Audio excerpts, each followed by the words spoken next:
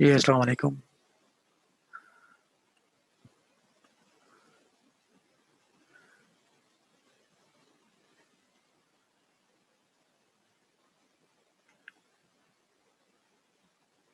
The name of our course is Introduction to Statistics, and today the topic is discrete probability distributions, in which we are going to study. That is chapter number 5 from the book of Statistics for Business and Economics, written by Anderson and Sweeney. Today we are going to learn from chapter number 5. In this chapter, we'll study random variables, in which we will study discrete random variables, then continuous random variables, right? Our next 5 to 6 lectures, maybe we will cover chapter number 5. Firstly, we will discuss some random numbers, random variables. Then we will discuss discrete probability distribution. Then we will study expected values and variances. Then we will study binomial distribution and some discrete probability distribution, in which we will study binomial probability distribution and Poisson probability distribution. So let's start. First, we will see how actually practically our random variables or discrete probability distribution is used, is applied in real world. Citibank, the retail banking division of Citigroup, offers a wide range of financial services, including checking and saving accounts, loans and mortgages, insurance and investment services. It delivers these services through a unique system referred to as city banking. ठीक है, ये ऐसे ही है जैसे हमारे यहाँ जो banks हैं, जैसे HPL है, जैसे UBL है, उनके बारे में वो भी काफ़ी सर्विसेज इस तरह के प्रोवाइड करते हैं कि वो हमें अकाउंट्स ओपनिंग की सर्विसेज प्रोवाइड करते हैं, लोन्स की सर्विसेज प्रोवाइड करते हैं, इंश्योरेंस की सर्विसेज प्रोवाइड करते हैं, इन्वेस्टमेंट की सर्विसेज प्रोवाइड करते हैं। तो उनके मुतालिक ही, क्योंकि ये सिटी बैंक जो है वो अमेरिकन बैंक है, हम उसको एक लोकल बैंक, जो अपने बैंक है उनके पर्सपेक्टिव से लेके उनको जो यहाँ पे चीज़ें डिफ़ाइन की गई हैं, जो बयान की गई हैं, हम लोग उनको अपने पर्सपेक्टिव के हिसाब से देखेंगे कि क्या वाकई एक्चुअली आपके रियल लाइफ में के अंदर ये क्या चीज़ें यूज़ होती हैं। So city bank was one of the, तो सिटी बैंक जो है वो आप यही कंसिडर कर लें कि हमारा कोई लोकल बैंक है, जैसे आपका HPL है, आपका UBL है, ठीक है, क्योंकि HPL हमारा कॉमर्स का बैंक है, तो आपका जो है वो काफ़ी उसके साथ इंटरेक्शन होता है फीस के सिलसिले में, ATMs के सिलसिले में, ठीक है, तो आप उसी को अपने जहन में रखें। So HPL was one of the first banks in the US to introduce automatic teller machine, ठीक है, जो आपकी ATM होती है, दैट मींस इसका एब्रीविएशन है automatic teller machines. Citibank ATMs located in Citicard banking centers let customers do all of their banking in one place with the touch of finger, 24 hours a day, 7 days a week. More than 150 different banking functions from deposit to managing investments can be performed with ease. Citibank customer use ATM for 80% of their transaction, ठीक है। तो city bank के मतलब बताया गया है कि उसने जो है वो ATM मशीनें इंट्रोड्यूस की, उन 150 जो है वो ATM डिफरेंट जगह पर लगाई, और जो सिटी बैंक के कस्टमर थे वो 80% जो है वो सिर्फ ATM ही अपनी ट्रांजैक्शंस के लिए ATM ही यूज़ करते थे, ठीक है। Each city bank CBC operates as a waiting line system with randomly arriving customers seeking a service at one of the ATM. If all ATM are busy, the arriving customer wait in line. Periodic CBC capacity studies are used to analyze customer waiting times and determine whether additional ATMs are needed. अब आपके जो ATMs हैं वो इसी तरह तो नहीं लग जाती, ठीक है, उनको पहले देखा जाता है कि क्या वहाँ पे ATM लगाने की ज़रूरत है भी या नहीं। तो सिटी बैंक वालों ने, सीबीसी ऑपरेटर्स ने क्या किया, वो उन्होंने देखा कि जो कस्टमर्स आ रहे थे उनको कितना टाइम लगता था। अगर लाइन लगी होती थी तो वो लाइन में खड़े हो जाते थे, और एक कस्टमर को फ्री करने में कितना टाइम लगता था, ये डिटरमिन करने के लिए कि क्या और एटीएम खोलने की जरूरत है या नहीं है। Data collected by Citibank showed that the random customer arrivals followed a probability distribution known as a Poisson distribution. Using the Poisson distribution, Citibank can compute probabilities for the number of customers arriving at a CBC during any time period and make decisions concerning the number of ATMs needed. ठीक है, तो उन्होंने क्या किया कि जब उन्होंने random customers देखे और उन्होंने फिर देखा कि ये जो अराइवल्स है, कस्टमर रैंडम कस्टमर अराइवल्स है, वो तो प्रोबेबिलिटी डिस्ट्रीब्यूशन जो जिसको हम लोग पॉइसन डिस्ट्रीब्यूशन कहते हैं उसको फॉलो कर रहे हैं, जो उनका अराइवल टाइम है। ठीक है, तो उन्होंने फिर पॉइसन डिस्ट्रीब्यूशन को यूज करते हुए सिटी बैंक वालों ने जो नंबर ऑफ कस्टमर्स थे सीबीसी में वो नोट किए और उनके मुताबिक डिसीजन ड्रॉ की कि क्या एटीएम नए बनाने की जरूरत है या नहीं। For example let X is the number of customers arriving during a 1 minute period. ठीक है, assuming that a particular CBC has a mean value rate of 2 customers per minute, the following table shows the probabilities for the number of customers arriving during 1 minute। ठीक है, x जो है वो आपका number of customers को show कर रहा है ड्यूरिंग 1 मिनट पीरियड में, कि 1 मिनट के अंदर कितने कस्टमर्स आते हैं। ठीक है, वो लोग अज्यूम करते हैं कि 1 मिनट में 2 कस्टमर जो है वो ऑन एवरेज है। ठीक है, अब देखें 0 कस्टमर नहीं आएगा, यानी कि 1 मिनट में कोई भी कस्टमर नहीं आएगा, उसकी प्रोबेबिलिटी है 0.1353। 1 मिनट में एक कस्टमर आएगा, उसकी प्रोबेबिलिटी है 0.2707। 1 मिनट में 2 कस्टमर आएंगे, उसकी प्रोबेबिलिटी है 0.2707। 3 कस्टमर आएंगे 0.1804। 4 कस्टमर आएंगे डेट इज 0.0902। 5 यहाँ 5 से ज्यादा आएंगे, उसकी प्रोबेबिलिटी है 0.0527।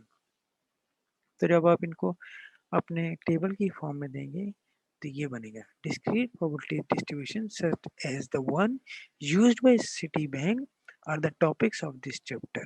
ठीक है, जैसे हम लोगों ने ये डिस्क्रीट 0 1 2 3 ये डिस्क्रीट थे। ठीक है, जैसे कि सिटी बैंक ने यूज किया, इसी तरह के मिलते जुलते जो टॉपिक थे वो हम इस चैप्टर में डिस्कस करेंगे।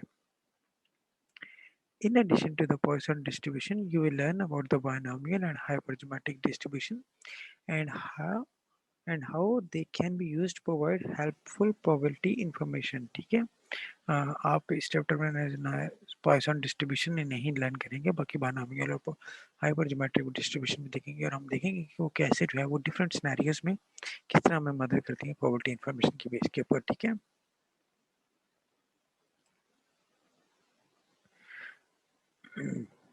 so the first topic in this chapter that we are concerned today is in chapter 4. We define the concept of an experiment and its associated experimental outcome। हमने कुछ 2-3 लेक्चर पहले experiment की बात की थी कि एक्सपेरिमेंट ऐसी चीज होती है कि जो परफॉर्म किया जाए तो उसके वेल डिफाइंड आउटकम्स आए। ठीक है, उस चीज को आप एक्सपेरिमेंट कहते हैं। ठीक है, और जो एक्सपेरिमेंटल आउटकम्स होते थे, जिस चीज के आप डिफरेंट आउटकम्स आएंगे वो आपका रैंडम एक्सपेरिमेंट होगा। ठीक है, a random variable provides a mean for describing experimental outcomes using numerical values। Random variable अब वो है कि जो आपके एक्सपेरिमेंटल आउटकम्स आए होते हैं, अगर आप उनको कोई न्यूमेरिकल वैल्यू असाइन कर दें तो वो आपके रैंडम वेरिएबल्स कहलाते हैं।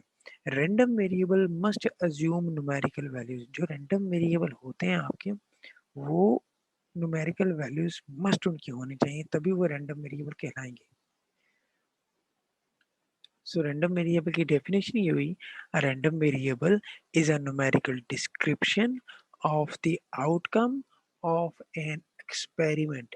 ठीक है जी, कि रैंडम वेरिएबल जो है वो एक एक्सपेरिमेंट जो आपने परफॉर्म किया उसकी जो आउटकम आई है, जब आप उसको कोई न्यूमेरिकल वैल्यू देंगे तो वो आपका रैंडम वेरिएबल कहलाएगा। ठीक है जी, in effect, a random variable associates a numerical value with each possible experimental outcome The particular numerical value of the random variable depends on the outcome of the experiment. A random variable can be classified as being either discrete or continuous depending on the numerical value it assumes. अब जो आपका random variable है ये दो तरह के हो सकते हैं, ठीक है। जो भी आप एक्सपेरिमेंट परफॉर्म करें, एक्सपेरिमेंट परफॉर्म करने की नेचर के बेस के ऊपर आप अपना रैंडम वेरिएबल की नेचर को डिसाइड करेंगे। और नेचर क्या हो सकती है, या तो वो डिस्क्रीट हो सकते हैं या वो कंटिन्यूस हो सकते हैं। डिस्क्रीट का मतलब ये है कि या तो वो होल वैल्यूज ले सकते हैं, और कंटिन्यूस का मतलब है कि वो एक गिवन इंटरवल या स्केल में लेंगे, ठीक है जी। अब दोनों को पढ़ लेते हैं कि डिस्क्रीट रैंडम वेरिएबल्स क्या होते हैं, कंटिन्यूस रैंडम वेरिएबल क्या होता है। So first one is discrete random variable.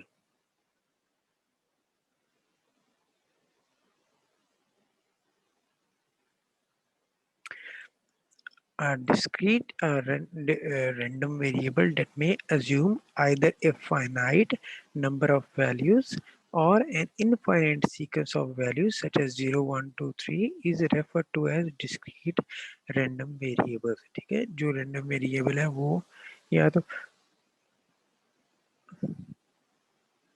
आपका कोई फाइनाइट नंबर ऑफ वैल्यूज हो सकता है या इनफाइनाइट सीक्वेंस हो सकता है, ठीक है। इसको आप discrete random variable कहते हैं. For example, consider the experiment of an accountant taking the certified police public accountant CPA examination. The examination has 4 parts. We can define a random variable as x, the number of parts of the CPA examination passed. तो इसमें क्या हो सकता है कि अब एक बंदे का एक्सपेरिमेंट है, उसके 4 पेपर्स हैं, वो आपने एक्सपेरिमेंट परफॉर्म किया. It is a discrete random variable because it may assume the finite number of values 0, 1, 2, 3, 4, 5. Another example of a discrete random variable, consider the experiment of cars arriving at a toll booth. क्योंकि अब आप cars को गिन सकते हैं. The random variable of interest is x, the number of cars arriving during a 1 day period. ठीक है जी, ये आपका रैंडम वेरिएबल से हो सकता है, ठीक है। क्योंकि जितनी आपके पास उस दिन से बूथ, एक दिन में बूथ से गुजरेंगी गाड़ियां, जितना जो नंबर आएगा, फर्ज करो 50 गाड़ियां गुजरती हैं, तो जो 50 है वो आपका रैंडम वेरिएबल है और वो हर दिन के लिए अलग अलग होगा. Hence x is a discrete random variable assuming one of the values in the infinite series. Although the outcome of many experiments can naturally be described by numerical values, others not. For example, a question survey might ask an individual to recall the message in the recent television commercial. This experiment would have two possible outcomes. The individual cannot recall the message and the individual can recall the message. ठीक है, कई दफ़ा क्या होता है कि आपके पास आपसे ऐसा सवाल पूछा जाता है कि जिसके आपके पास जवाब दो होते हैं, ठीक है। जैसे एक एग्जाम्पल में पूछा गया है कि अगर एक सर्वे होता है, उसको मतलब एक इंडिविजुअल से पूछा जाता है कि वो रिकॉल करे कि क्या मैसेज दिया गया है रीसेंट टेलीविजन कमर्शियल में, तो उसका दो ही जवाब हो सकते हैं, ठीक है। कि या तो उसे याद आ जाएगा या उसे याद नहीं आएगा, ठीक है। तो इस सिचुएशन में आप क्या करेंगे? We can still describe these experimental outcomes numerically by defining the discrete random variable x as follows. Let x is equal to 0 if the individual cannot recall the message, and x is equal to 1 if the individual can recall the message. तब हम ऐसे situation में क्या करते हैं कि हम दो जीरो कह लेते हैं उस चीज को जब रिकॉल नहीं हुआ, और 1 कह लेते हैं कि जब मैसेज जो है इंडिविजुअल ने मैसेज जो है वो रिकॉल कर लिया. The numerical values for this random variables are arbitrary. We could use 5 and 10. ये जो 0 और 1 लिया ये हम लोगों ने आर्बिट्ररी लिया, ठीक है, खुद से लिया. आप बेशक 5 ले लें, 10 ले लें, वो आपकी अपनी मर्जी होती है, ठीक है। लेकिन अपनी आसानी के लिए हम लोग नेचुरली प्रेफर करते हैं कि 0, 1 ले रखते हैं. 0 मीन हम लोग रखते हैं एब्सेंस के लिए, 1 रखते हैं किसी चीज़ की प्रेजेंस के लिए, ठीक है। या 0 रख लेते हैं हम लोग नो के लिए, ये 1 रख लेते हैं यस के लिए, अपनी आसानी के लिए, ठीक है।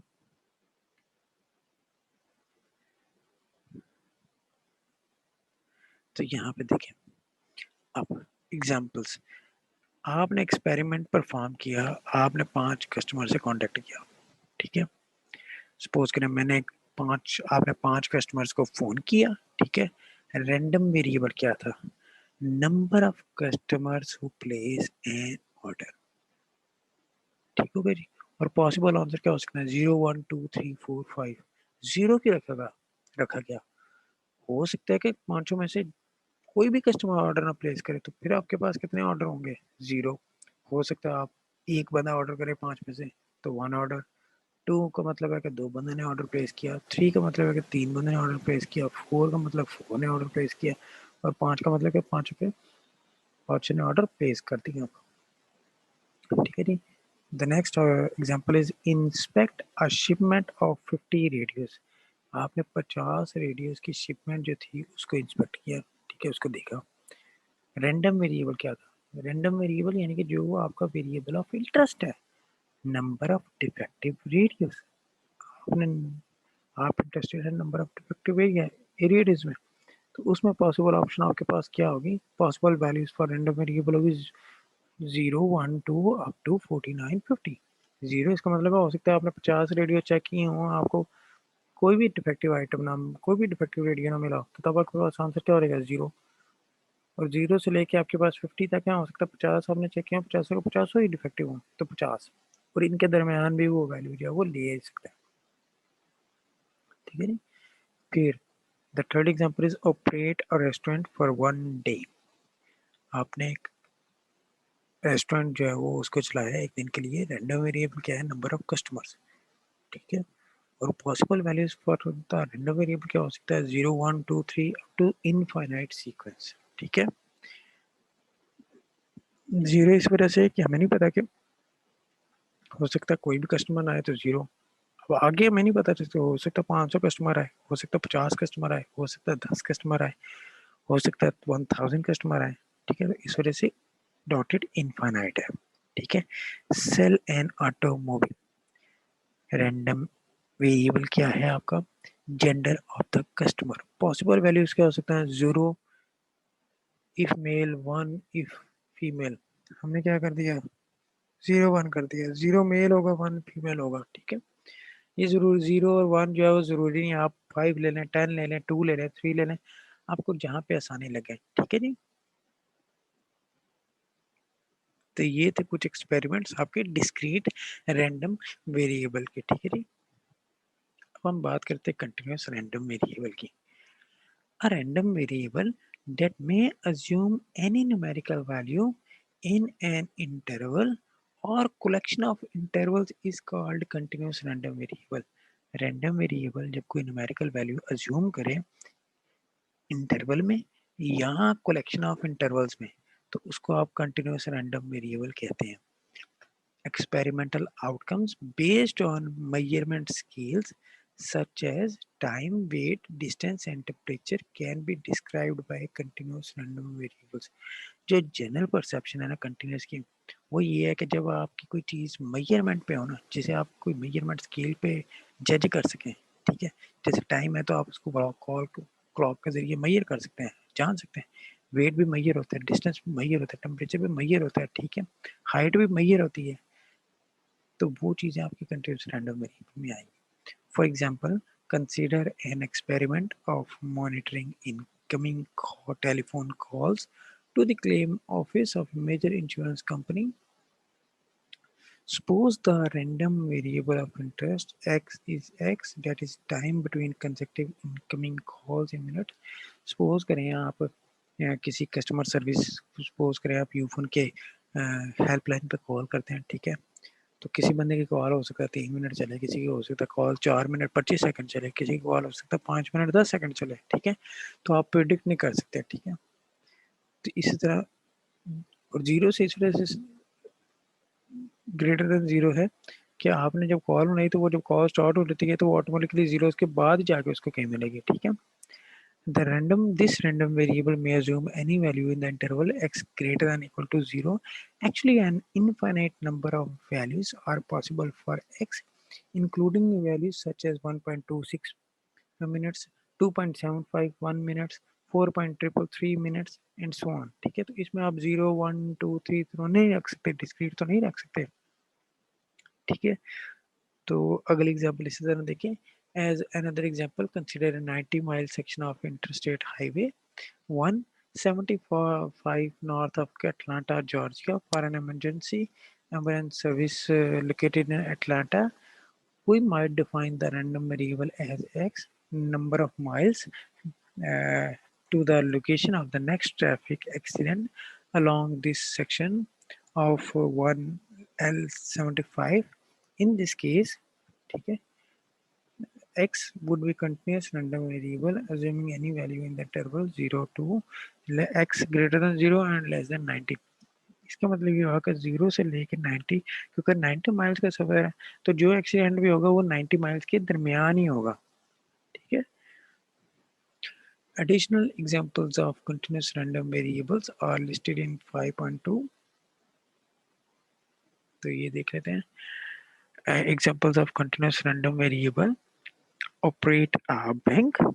ठीक है. रैंडम वेरिएबल क्या होगा? Time between customer arrivals in minute. ठीक है. तो इसकी जो random variable possible random variable value होगी वो x greater than equal to 1 होगी. ठीक है. Fill a soft drink can maximum 12.1 ounces. जो हम लोग आप पेप्सी कोक की शीशे की बोतल देखते हैं वो 250 ml होती है. ठीक है. तो रैंडम वेरिएबल क्या होगा? Number of ounces. तो वो 0 से लेके 0 से ज़्यादा x greater than equal to 0 and less than equal to 12.1. ठीक है. मैक्सिमम यानी कि वो 12.1 तक जा सकती है और 0 से बड़ी होगी, इससे ऊपर नहीं हो जाएगी.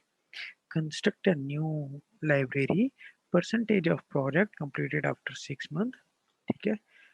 तो वो क्या होगा उसका? मैं अगर आप लोगों को घर बना रहा तो मैं उससे पूछूं कि यार आपका घर कितना कंप्लीट हो गया. ठीक है. तो वो मुझे नहीं बताएगा सर 50% हुआ है, 60% हुआ है, 10% हुआ है, 20% हुआ है, 80% हो गया, 90% हो गया. तो इस तरह ये भी है कि जो आपका एक्सपेरिमेंट है वो आप नई लाइब्रेरी बना रहे हैं, रैंडम वेरिएबल लिया गया, वो उसकी परसेंटेज ऑफ प्रोजेक्ट आप चेक करेंगे 6 मंथ, तो वो जो है वो 0 से लेके 100 के दरमियान होगा. चौथा जो है test a new chemical process, temperature when the desired reaction takes place, minimum 150 और maximum जो है वो to 112 है. तो x जो है वो ग्रेटर देन इक्वल टू 150 होगा और लेस देन इक्वल टू 212 होगा. ठीक है.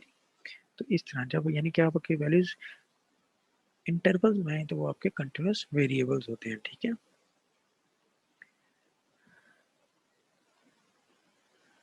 तो अब हम लोग क्वेश्चन कर लेते हैं. Consider the experiment of tossing coins, tossing a coin twice, list all the experimental outcomes. ठीक है. तो पहला आपने एक्सपेरिमेंट परफॉर्म किया तो उसके दो आउटकम्स थे. ठीक है. Head, tail. उसके बाद अगला परफॉर्म किया तो वो हेड या टेल. दूसरा परफॉर्म किया तो वो हेड एंड टेल. तो हेड हेड आ सकता है यानी कि पहला कौन टास्क किया तो आपका पास हेड आ सकता है. दूसरा कॉइन टास्क किया या तो वो हेड आ सकता है या टेल आ सकता है. ठीक है. फिर पहला कॉइन आपने टास्क किया तो या तो टेल आएगा क्योंकि हेड के साथ तो आपने पॉसिबिलिटी दोनों बना रही. ठीक है. तो फिर अगर पहले कॉइन के ऊपर टेल आ गया तो फिर दूसरा कॉइन टॉस करेंगे तो फिर क्या ऑप्शन आ रही है आपके पास? या तो हेड आएगा या टेल आएगा. ठीक है.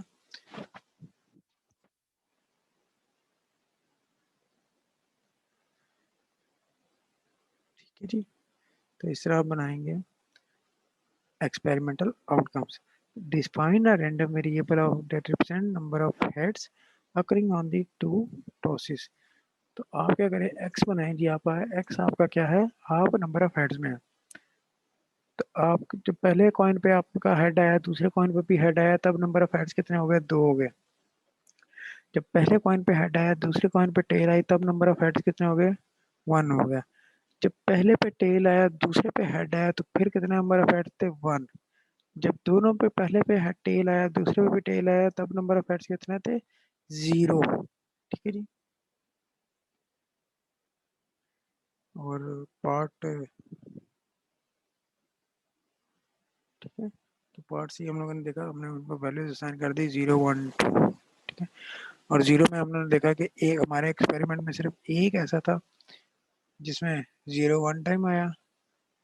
दो ऐसे थे जब सिंगल सिंगल हेड आया और एक दफा ऐसा हुआ जब दो हेड आए.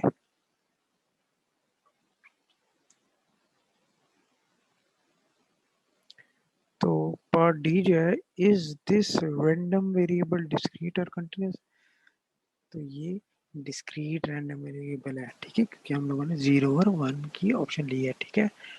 आप लोग इनको कोशिश करें, मैं आप लोगों को ये पेज के ऊपर जो एग्जांपल से क्वेश्चंस करवा रहा हूँ वो आप लोगों को सोल्यूशन भी साथ में भेज दूंगा, ठीक है।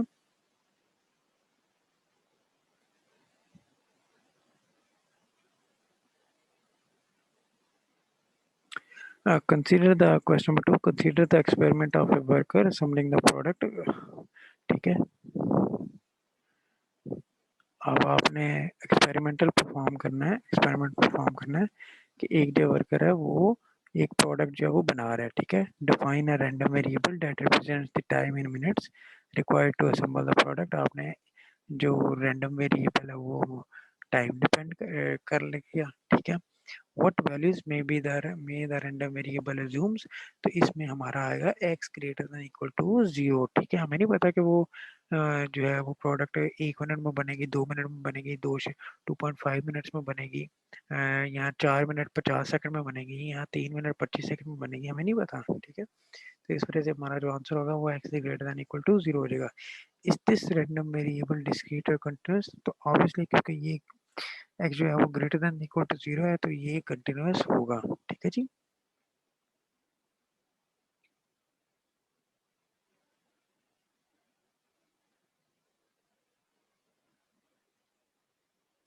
क्वेश्चन नंबर 3 देखिएगा, 3 students scheduled interviews for summer employment at the Brookwood institute. 3 student का इंटरव्यू स्केड्यूल किया गया है समर इंटर्नशिप के लिए ब्रोकवुड इंस्टीट्यूट के लिए। In each case the interview result in either an offer for a position और नो ऑफर, ठीक है। तो 3 का जो स्टूडेंट्स हैं उनके इंटरव्यू के बाद, ठीक है जी, उनको या तो जॉब मिल जाएगी इंटर समर एम्प्लॉयमेंट की या नहीं मिलेगी, ठीक है। Experimental outcomes are defined in terms of the result of the 3 interviews, ठीक है। तो जो एक्सपेरिमेंटल रिजल्ट्स होंगे वो इस तरह इनको डिफाइन किया जाएंगे, यानी कि स्टूडेंट ए है, बी है, सी है, तो ए के आगे 2 ऑप्शन होंगी, वो कौन सी होंगी, एक्सेप्टेड या रिजेक्टेड। इस तरह बी के आगे 2 ऑप्शन होगी, एक्सेप्टेड या रिजेक्टेड। इस तरह सी के आगे ऑप्शन होगी एक्सेप्टेड या रिजेक्टेड, ठीक है जी। तो आपने एक्सपेरिमेंटल आउटकम सुना रही है, ठीक है। Part B, define a random variable that represents the number of offer made, ठीक है। तो आप देखें ए को अगर ऑफर मिली है तो वो 1 हो जाएगा, नहीं मिली तो 0 हो जाएगा, ठीक है। तो ये जो है 0 1 है जिनको मिली उनको आप रिजेक्टेड जो है वो 0 कर दें, एक्सेप्टेड जो है वो 1 कर दें, ठीक है। तो ये जो 0 1 है ये क्योंकि आपके डिस्क्रीट वेरिएबल है तो आप इस तरह इनको करेंगे, ठीक है जी।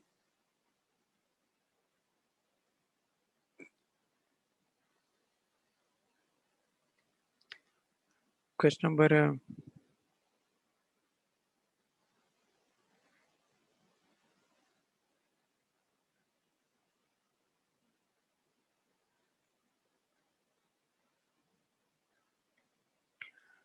अच्छा ये देखिए, question number 4, in November the US unemployment rate was 4.5%।